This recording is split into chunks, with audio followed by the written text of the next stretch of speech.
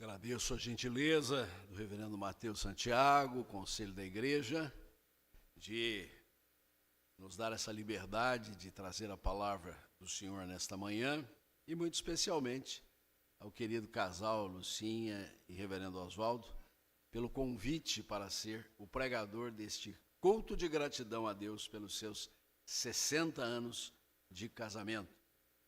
Este convite se vincula aos nossos laços, que são fortes e bastante antigos, desde antes de eu nascer. Tá? Então era uma promessa, porque Lucinha veio de Pernambuco, ainda criança, para Curitiba, pelos objetivos familiares. Seu pai, que fazia tradução de folhetos evangelísticos para uma instituição evangélica em Curitiba, e no descortinar de novos horizontes, vieram congregar na nossa igreja presbiteriana de Curitiba em meados da década de 40. A essas alturas não precisa esconder a idade, né? Porque, afinal de contas, 60 anos mais alguma coisa, né? Em 46, isso mesmo. Então você era bem criança ainda. O que ela não sabia é que uma década depois e um pouco mais, Oswaldo ia sair da sua gloriosa Erval Velho, né, para estudos lá na capital paranaense, e um moço vibrante, cheio de entusiasmo, encantador, né, ensejou que os seus olhares se atraíssem e desenvolvessem uma amizade que culminou com o casamento. E isto não antes de Oswaldo deixar Lucinha para trás. É sempre assim, não é fácil, né? Foi estudar, primeiramente, em Jandira, interior, região metropolitana de São Paulo, no nosso Instituto Preparatório José Manuel da Conceição, e depois o seminário, né? Começando em Campinas e depois concluindo lá em Recife. Eu confesso que até pouco tempo atrás eu achei que você foi parar em Recife para buscar a Lucinha. Não tinha nada a ver, né? Foram caminhos de Deus que levaram o estudante para a sua preparação também naquele outro seminário. E aí, então, concluídos os estudos, na mesma ocasião, ou próximo, né, casaram-se e também o pastor foi ordenado. Então, hoje é uma festa dupla, né? É ao mesmo tempo ações de graças manifestas ao Senhor pela vida ministerial do reverendo Oswaldo, que completa também seu jubileu de diamante, uma data muito importante para a gente ter em conta. E eu estava observando, pastor, a igreja esse mês está fazendo 120 anos, né? Metade desse tempo tem sido pastoreada pelo reverendo Oswaldo, como pastor efetivo, pastor emérito, jubilado, decano, como você falou, tão especial essa maneira de tratar, e também, especialmente, então, as bodas de ouro do casal. E as coisas se miscuem, porque nós não estamos falando de um casal qualquer, mas um casal que ao longo de 60 anos tem dedicado a sua vida ao interesse do reino de Deus, ao trabalho cristão, à glória do Senhor, fazendo frente ao chamado, à vocação de Deus. E por isso eu quero convidar a atenção da igreja para a leitura bíblica no primeiro livro dos Reis, capítulo 19. Nós vamos ler os versos 19 a 21. Primeiro livro de Reis, capítulo 19, 19 a 21. Eu convido a todos para que uma vez mais postemos-nos em pé e acompanhemos com reverência a leitura bíblica. Diz-nos assim a palavra de Deus. Elias saiu dali e encontrou Eliseu, filho de Safate, que estava lavrando com 12 juntas de bois adiante dele. Ele estava com a 12ª junta. Elias passou por ele e lançou o seu manto sobre ele. Então Eliseu deixou os bois, correu atrás de Elias e disse: Deixe-me beijar o meu pai e a minha mãe, então eu o seguirei. Elias respondeu: Vai e volte, pois você já sabe o que fiz com você. Eliseu voltou para trás, pegou a junta de bois e os sacrificou, e com os equipamentos dos bois, cozinhou a carne e a deu ao povo, e eles a comeram. Então levantou, seguiu Elias e o servia. Praza ao teu Espírito Santo, que inspirou essa sagrada escritura, alumiar nossas mentes e corações enquanto meditamos na tua palavra, tendo como escopo nesta manhã, Senhor, a alegria, a gratidão pela vida de um casal querido que tem servido ao reino de Deus com tanta dedicação ao longo destes anos, e é uma referência, um testemunho da fé perante toda a coletividade a partir desta igreja, Senhor. Tudo te pedimos, te agradecemos em nome de Jesus. Amém. Podeis sentar, meus irmãos. A história bíblica é carregada de personagens especiais. É interessante observarmos aqueles que vêm desfilando ao longo desta história da salvação como heróis da fé, como homens e mulheres dedicados ao Senhor, mas algumas pessoas são muito especiais. Entre elas, Elias e Eliseu. Elias, um profeta que surge em tempos de terrível idolatria no meio do povo de Deus, e ele é chamado para denunciar esses desmandos, essa maneira de ofender a glória do Senhor, e o faz de modo contundente, de tal sorte que isso lhe custa evadir-se, refugiar-se, ficar longe, afrontar mesmo a autoridade real. Mas ele retorna, ele volta, e ele que havia profetizado o tempo de seca, falta d'água, como é complicado, a fome, a escassez, os recursos materiais que desaparecem, ele retorna agora dizendo: a chuva vai vir, mas vocês sentiram o peso, a mão do Senhor, através desses anos de sequidão, como juízo, mas não sem antes ter o grande encontro contra os profetas de Baal. E aquilo então é memorável. A história pode ser contada nos seus detalhes, mas na síntese nós temos que Elias sozinho, na presença de centenas de profetas idólatras, mostrou que Javé é Senhor, que o nosso Deus é o verdadeiro Deus, que aquele que criou o céu e a terra e chamou um povo para si deve ser glorificado em todas as circunstâncias. E isto ensejou uma mortandade, um morticínio daqueles que assim não agiam, os seguidores de Baal. Elias se consagra como um profeta do Senhor, mas não à custa, ou melhor, à custa da indignação do próprio rei Acabe, de sua esposa Jezabel, que era praticamente a mentora de todas essas idolatrias e imoralidades e permissividades, a ponto de que Elias sente o peso de estar sendo perseguido de novo, de tudo que havia acontecido naqueles dias recentes, e ele vai refugiar-se novamente até o ponto em que o Senhor o encontra lá distante, longe, dezenas de quilômetros depois, para dizer: muito bem, Elias, você vai voltar e tem uma grande missão.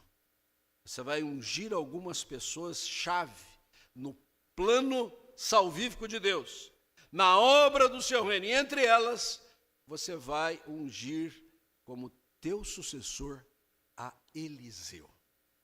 E então, refeito daquele momento tão pesado, Elias retorna, e o primeiro que ele cumpre o mandado do Senhor era justamente Eliseu, que estava na operação das suas lides familiares, profissionais, estava ali cuidando da lavoura, tinha suas juntas de bois para administrar, como se diz aqui, eram 12 juntas, portanto, ele tinha um contingente considerável de animais para tracionar e arar aquela terra. Era um empreendimento de considerável monta. E então, quando Elias passa próximo de Eliseu, ele tem um gesto. Ele joga a capa. Aquela capa que carregava não apenas a condição de abrigá-lo da procela, do vento, do clima mais frio, mas era, por assim dizer, a capa profética. E essa capa profética estava passando para o seu sucessor. Tanto que, um pouquinho mais adiante, Elias diz, você sabe o que eu fiz com você, né?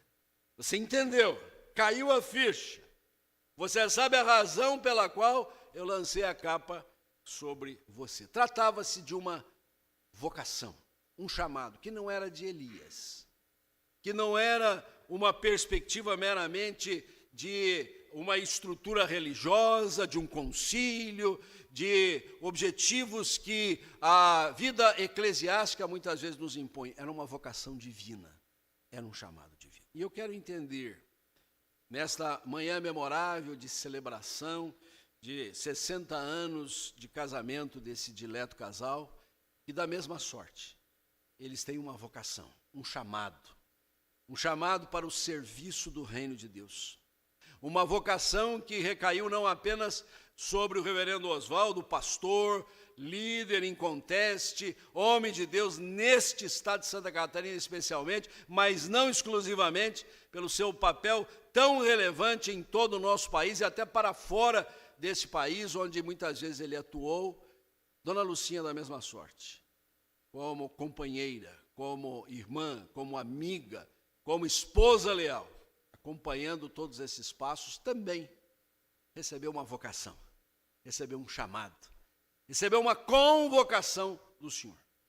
Não era apenas o encantamento da jovialidade de duas pessoas queridas que se enamoram, se apaixonam, mas aquela certeza, temos uma missão, temos um dever e precisamos bem nos desincumbir desta missão dada pelo Senhor. Uma capa foi jogada sobre os ombros de vocês.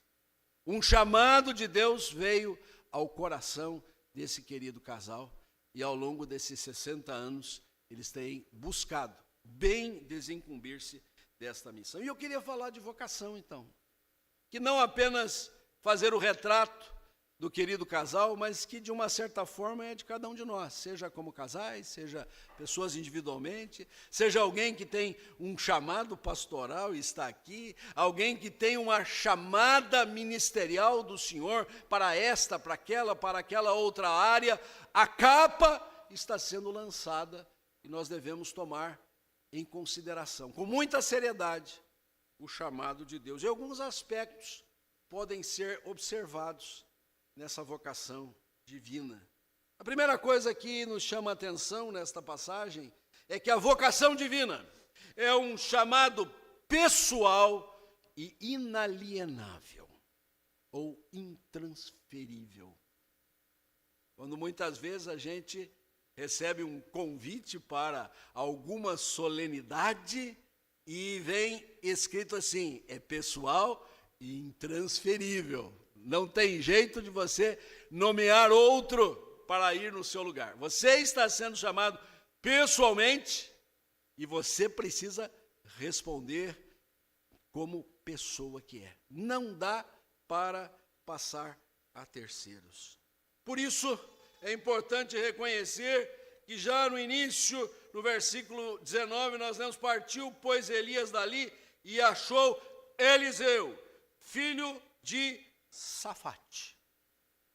Hoje nós buscamos num registro cartorial, em medida que não pode ser dispensada jamais, os dados de um recém-nato, e ali aparece o seu nome completo, a filiação, às vezes até uma terceira geração, em que livro está inscrito isso, como é que a gente vai puxar uma certidão específica daquilo, e isto nos acompanha a vida fora. Eventualmente, alguém que não goste muito do nome que recebeu, para trocar de nome é um processo complicado. Está ali, naquele documento, um resumo daquilo que nós somos nominalmente. Em Israel era um pouco diferente. Não havia registros cartoriais, mas cada um era conhecido pela sua ascendência. Por isso, ao referir-se a Eliseu como filho de Safate, ali estava identificado quem era a pessoa, quem estava sendo chamado pessoalmente, e este chamado não poderia ser passado a outrem, era inalienável. Nós estamos diante da palavra do Senhor, que com muita riqueza sempre nomina os seus servos e apresenta o Senhor como aquele que nos conhece pelo nome. Porque no entendimento das Sagradas Escrituras, o nome não é apenas uma identificação, é a nossa condição, é a nossa essência, é a nossa história, é aquilo que se revela a partir de nós. Te conheço pelo nome, sei bem qual é o teu coração, conheço tuas intenções, teus projetos, sei o que vai dentro da sua alma, e junto com isso, muitas vezes, as tuas dores, tuas lutas, tuas dificuldades. Deus nos conhece lá no profundo do nosso ser, quando afirma, te conheço pelo nome. É importante dizer que o Senhor Jesus, ao chamar os seus para o reino, para a salvação, para o discipulado, para o ministério, ele diz, eu conheço as minhas ovelhas e as chamo pelo nome. Ele sabe exatamente quem nós somos. E na trajetória de nossos queridos irmãos, Elizabeth Lúcia e Oswaldo Hack, nós podemos ver que o Senhor sabia quem estava chamando. Sua história de vida, que vem desde antes da realidade de pais, de avós, de gerações que eles puderam conhecer e que perpassa as próximas gerações. Já tem até agora a Sofia, e a sua bisnetinha querida, e mais um que está chegando aí, né? Atrasou um pouquinho, não chegou para a festa dos 60 anos, mas dos 61 ele vai estar com certeza. Bênção de Deus, Deus que é Deus de geração em geração. Mas o importante é reconhecer, o chamado é pessoal e inalienável. Moisés recebeu o chamado de Deus para tirar Israel do Egito. E ele resistiu quanto pôde. E a certa altura ele chegou a dizer bem o seguinte, se o senhor tem que mandar alguém, manda logo alguém que seja melhor do que eu. E o senhor diz, não, é você mesmo. Não adianta você ficar transferido a outrem. É sua, é seu o chamado, a convocação. Procede do coração de Deus. É um chamado pessoal e inalienável. Mas há um segundo aspecto que eu quero levantar também, desta passagem que nos fala da vocação divina, é que ela demanda resposta pronta e inadiável. O chamado é pessoal e inalienável e demanda uma resposta, um modo de reagir, a nossa reação que seja pronta e inadiável. Elias passou por onde se encontrava Eliseu, dando conta das suas tarefas profissionais. Com certeza ele fazia parte de um empreendimento familiar, o que nós vamos aqui tratar um pouquinho mais abaixo, mas ele estava ali tocando as suas coisas, e ele entendeu, jogou a capa. E ele apenas teve o cuidado de dizer, olha, eu preciso só ir lá, despedir da família, né? Dar um beijo. O beijo não se trata apenas de mero carinho, né? De afeto, né? Oscular alguém é mais do que uma maneira de mostrar afetuosidade, é uma aliança.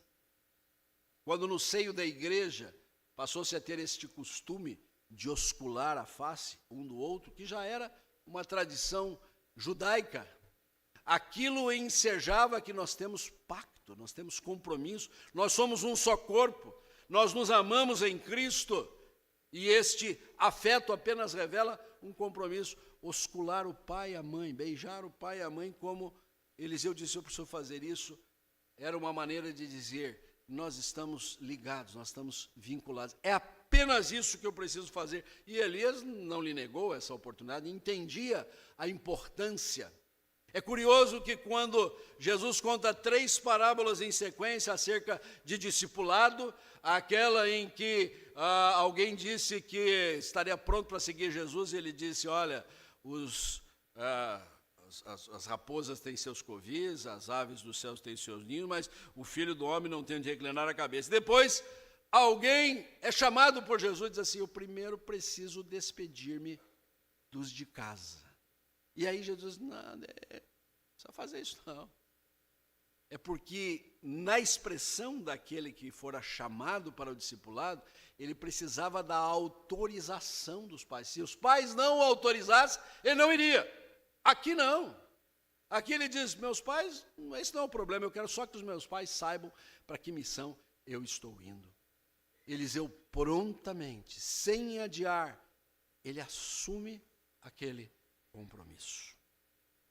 O reverendo Oswaldo deixou as terras do Rio do Peixe, caudaloso rio, que divide duas cidades importantes que formam uma só, para vir estudar na capital paranaense, e dali preparar-se já para a sua jornada ministerial. Despediu-se dos seus pais, casal Emílio e Rosa Hack, saudosa memória. Como quem diz, eu estou indo para um chamado, estou respondendo à vocação de Deus. E Lucinha, quando se une em matrimônio ao Oswaldo, entende também de deixar claro para os queridos Manfred e Cat, dona Cat, Essa foi minha ovelha quando eu cheguei em Curitiba, e ela, como sempre, não tinha papa na língua. Vocês acham que a Lucinha não tem papa na língua? Dona Cat, dona Cat, Hoje eu acertei na indumentária e na face, porque eu estou agora imberbe, você é repreendido sempre, A Renata disse que não é mais para usar, porque ela está completamente branca, a minha barba. Mas eu costumava usar a minha barba, porque é mais prático. Então, chegava na saída do culto, a dona Cat pegava no meu rosto, puxava, eu falei, eu vou tirar essa barba, senão ela vai arrancar, não tem jeito, Era o carinho, era a amizade, era a liberdade que aquela pernambucana tinha com o seu pastorzinho, muito querido, também amado por ela. Você fez a mesma coisa. Pronta e inadiavelmente assumindo o ônus, o peso de ser a esposa do pastor, de acompanhá-lo nas suas jornadas, de subir e descer este estado e esse país todo para os eventos, para as reuniões, algumas vezes não fazer isso porque tinha que ficar cuidando da casa, exatamente enquanto o marido tinha que percorrer as muitas instâncias das suas obrigações. Mas foi prontamente que ela assim se dispôs a esta caminhada a dois. Nos mesmos moldes que Eliseu também não ficou dando desculpas. Eliseu teve o mesmo gesto, o mesmo papel de Abraão. Quando a gente evoca aquela chamada de Abraão, que é a chamada do povo de Deus, sai da tua terra, da tua parentela, vai para a terra que te mostrarei, de ti farei uma grande nação, te abençoarei, se tu uma bênção. E a gente fica assim encantado de ver tudo aquele movimento, aquele contexto da parte do céu até o coração de Abraão. E aí a gente avança um versículo depois, uma frase do versículo 4 de Gênesis 12. Partiu Abraão, como Deus mandara, pronta e inadiavelmente. Partiu, pois, Abraão, como o Senhor lhe havia ordenado. Não era de pouca monta. Deixar seus empreendimentos, suas vinculações familiares, tudo aquilo que envolvia sua história de vida numa idade já avançada, 75 anos.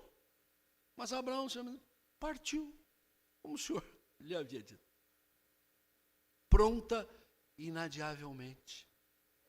Havia uma pessoa que estava muito pronta para saber como chegar no céu. Chegou para Jesus e disse, que farei, bom mestre, bom para herdar a vida eterna. Era uma pessoa abastada, era uma pessoa com muitas propriedades, numa civilização, numa cultura que se tinha os miseráveis e os ricos, ele estava aqui, lá na ponta da pirâmide. E aí Jesus diz, não, você é um sujeito bom, conhece a Bíblia, os mandamentos, agora sim, você precisa ser meu discípulo, aí você tem que se desfazer das coisas que estão segurando você nisso, Vende tudo que tem, dá aos pobres e terás um tesouro no céu. E aí ele saiu triste. Ele não respondeu pronta e inadiavelmente ao chamado de Jesus para o discipulado. E é interessante porque a gente avança um pouquinho no Evangelho de Lucas e se depara com um cidadão que era tido e havido como das piores pessoas. Dele se levantavam as maiores desconfianças no uso dos recursos. Era uma pessoa tida pelos seus conterrâneos ali como imprópria para aquela cultura e aquela religiosidade que permeava a cultura. Chamava-se Zaqueu, mas ele queria ver quem era Jesus. Subiu lá no sicômoro, na cidade de Jericó. E quando Jesus passava, ele diz: agora eu vou ver quem é esse tal de Jesus que falam tanto e tal. Só que, para surpresa dele, foi Jesus que o viu primeiro. E olhou para cima e disse: Zaqueu, desce depressa, porque me convém jantar hoje na tua casa. Como eu sempre digo, Zaqueu não desceu, Zaqueu caiu lá de cima. E a Bíblia prossegue dizendo: ele recebeu Jesus com toda a pressa. Desce depressa, ele desceu depressa. É assim, o chamado é para já. Como eu disse, não se trata apenas de uma oportunidade de fazer um rememore da história querida de 60 anos de um casal, é uma chamada de Deus para nós também. Para que Deus está chamando você? Qual é a área da igreja que você precisa atuar?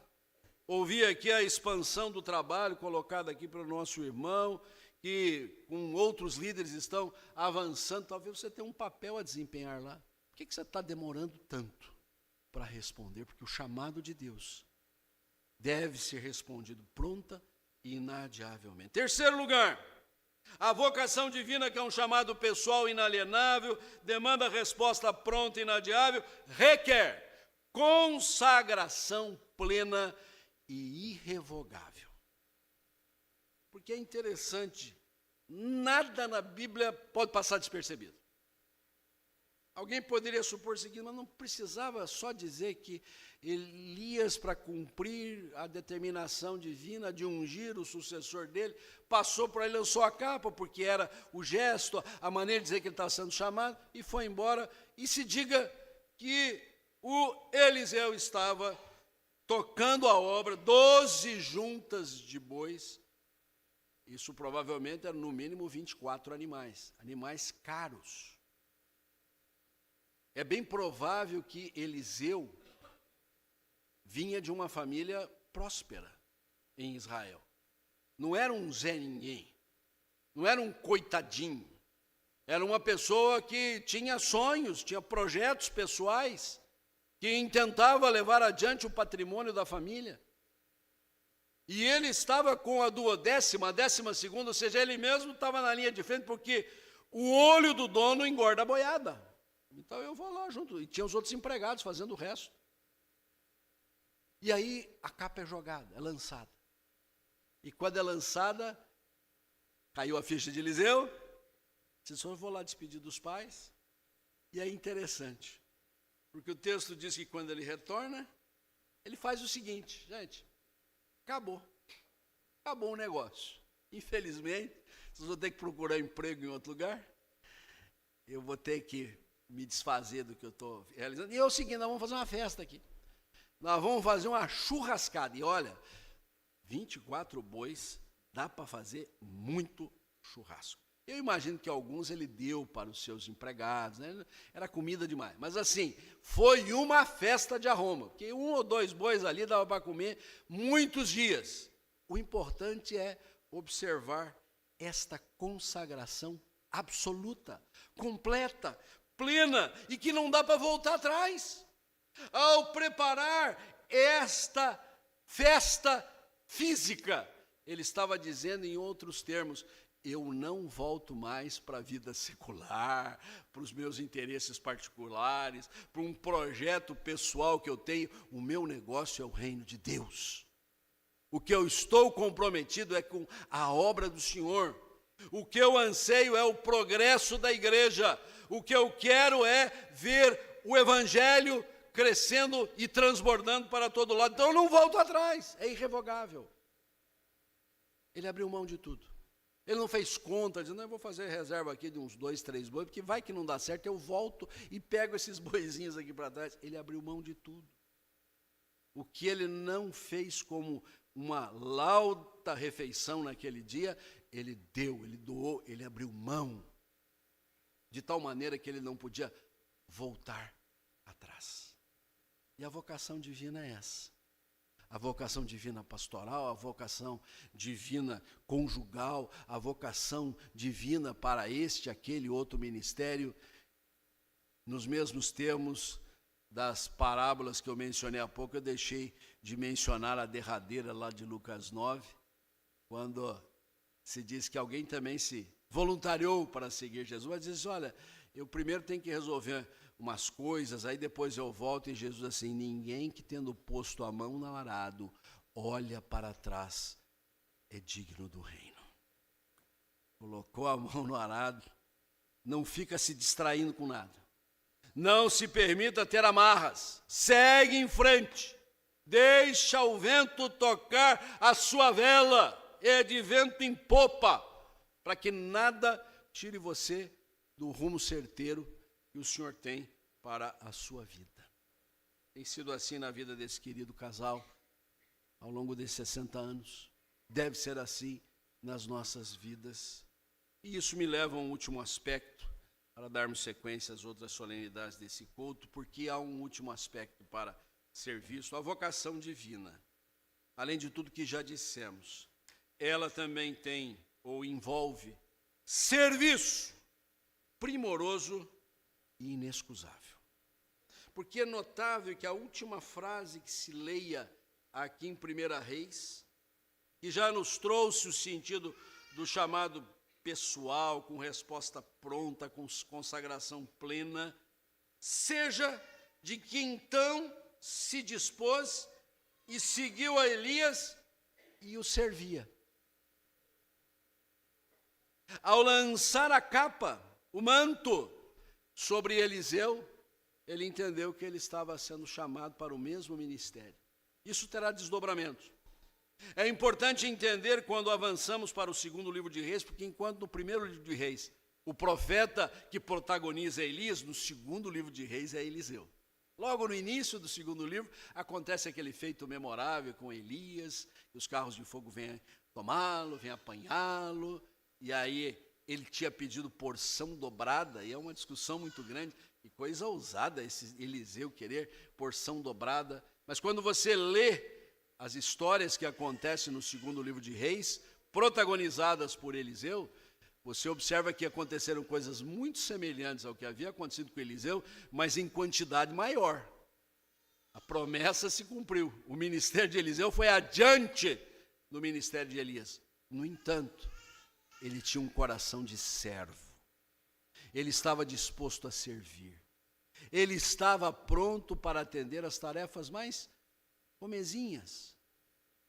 Não se trata aqui de alguém que vai assumir o lugar do grande profeta e vai ser o manda-chuva, e vai ser o grande líder, e vai ser observado por todos como uma referência. Aqui está nascendo aquele que responde ao chamado divino, servindo, disposto a pequenas tarefas, começando com os cuidados do seu mentor, atender às demandas imediatas daquele que ele estava acompanhando os passos, sendo treinado para o exercício pleno do seu ministério. Serviço. E a vocação divina não pode prescindir do serviço. Se alguém é chamado para esta, para aquela outra tarefa, precisa estar disposto a arregaçar as mangas e trabalhar. Uma liderança só se firma, só se consubstancia se ela está disposta a fazer as pequenas tarefas. A liderança no reino de Deus não se estabelece pelo mandonismo, mas pela disposição para atender toda e qualquer demanda. Às vezes noites insones, às vezes o ouvido atento e aberto para ouvir cantilenas intermináveis, para às vezes depois apenas dizer, vamos orar.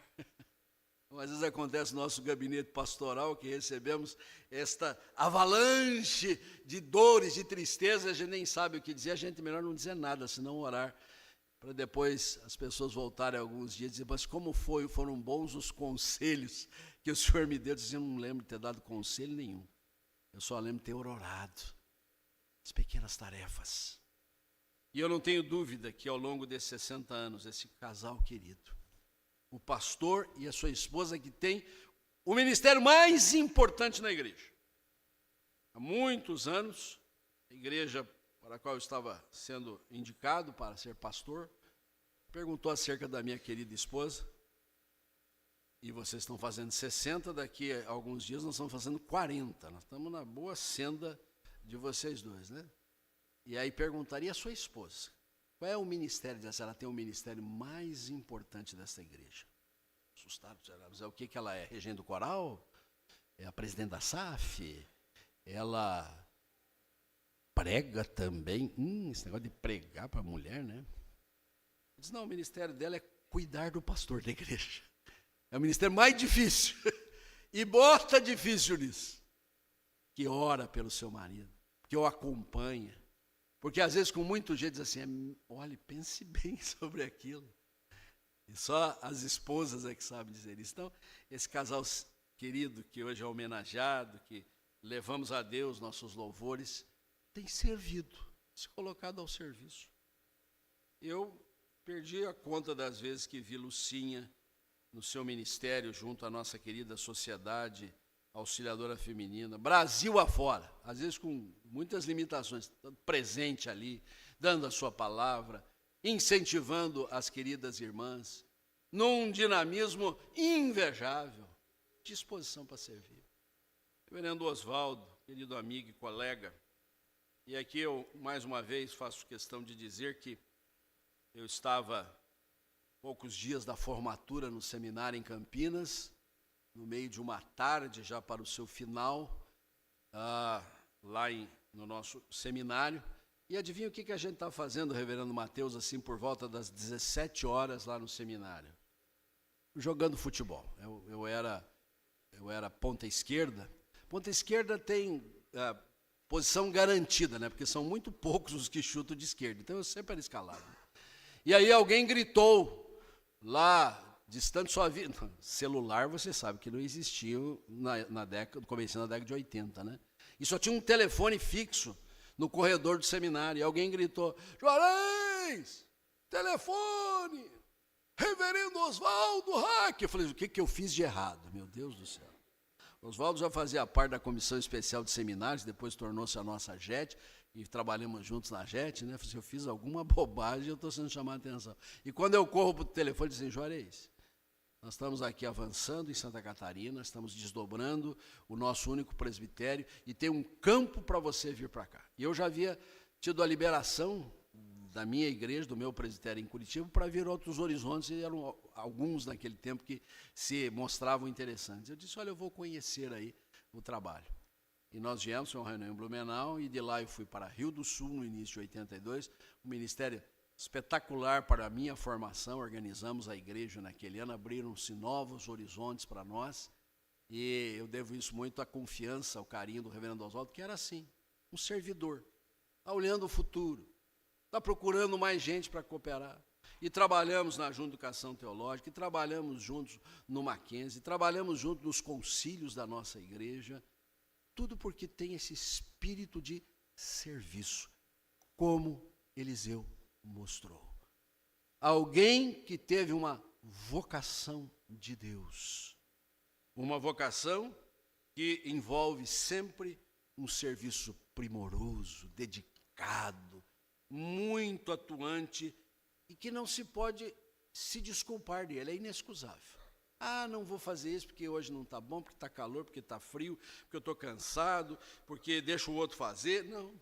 A gente sempre está pronto, porque der e vier. A gente sempre dá um jeito de resolver as coisas, porque faz parte do caráter de Cristo em nós, que não veio para ser servido, mas para servir e dar a sua vida em resgate de muitos. E por causa do resgate que Jesus nos conquistou na cruz do Calvário, morrendo pelos nossos pecados, numa dedicação completa e serviçal, nós não podemos fazer menos do que dedicar a nossa vida ao serviço de Deus. Que o Senhor continue a abençoar o querido casal, sua família querida, seus 2 filhos, nora, genro, as 3 netas, seus maridos, e já a bisnetinha e outro que está chegando, e assim de geração em geração. Que Deus a todos nós abençoe e guarde. Amém.